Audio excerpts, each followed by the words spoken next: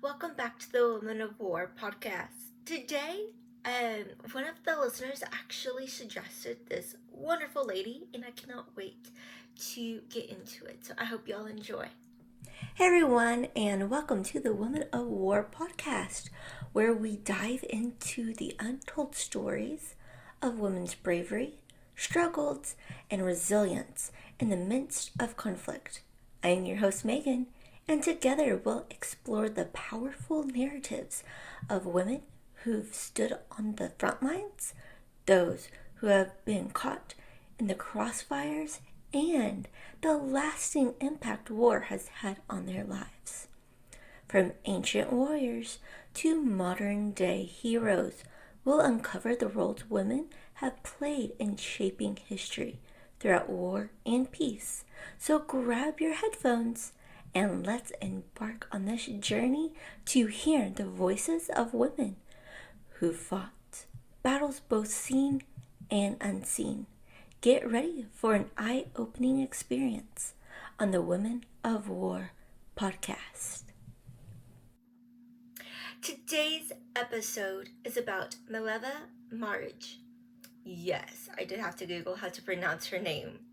She is best known as being Einstein's first wife. So we're going to get into her life and legacy and everything in between. Let's get into it.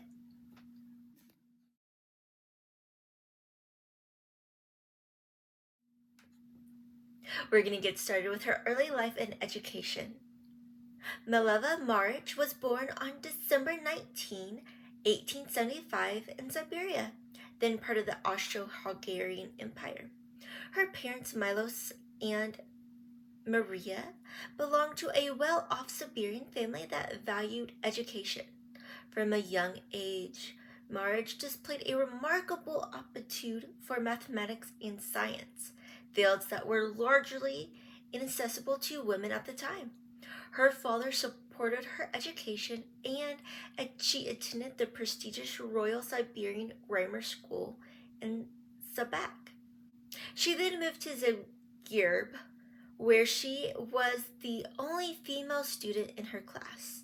In 1896, she enrolled at the Polytechnic Institute in Zurich, Switzerland, one of the few European institutions that accepted women.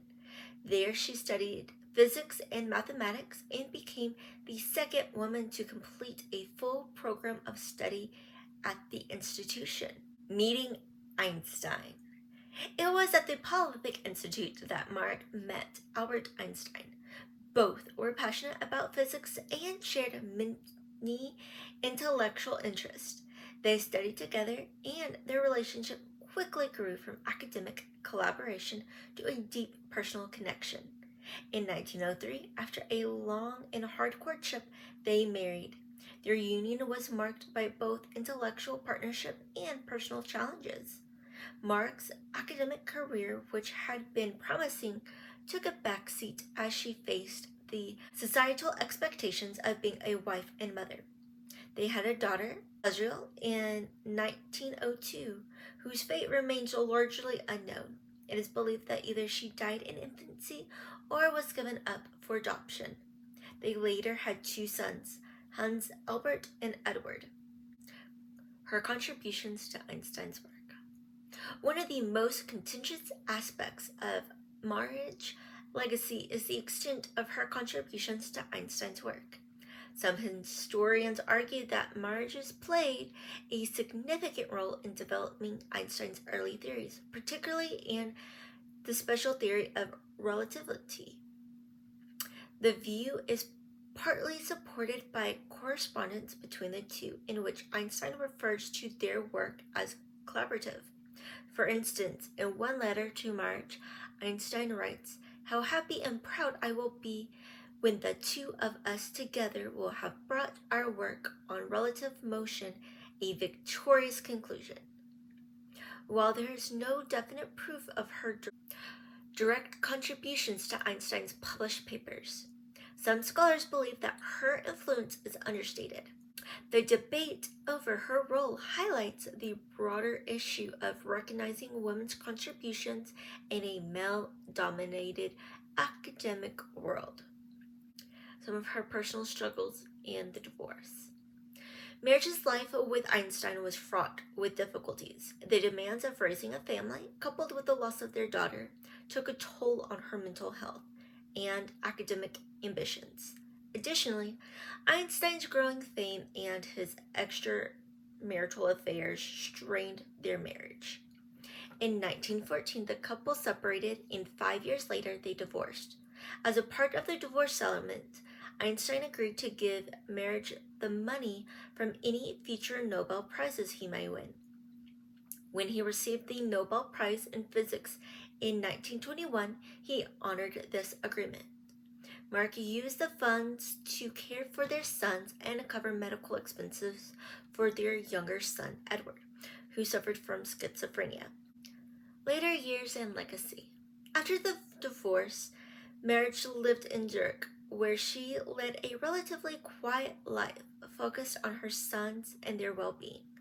Despite the challenges she faced, she continued to value education and science, often encouraging her sons in their academic pursuits. Marić died on August 4th, 1948 in Zurich.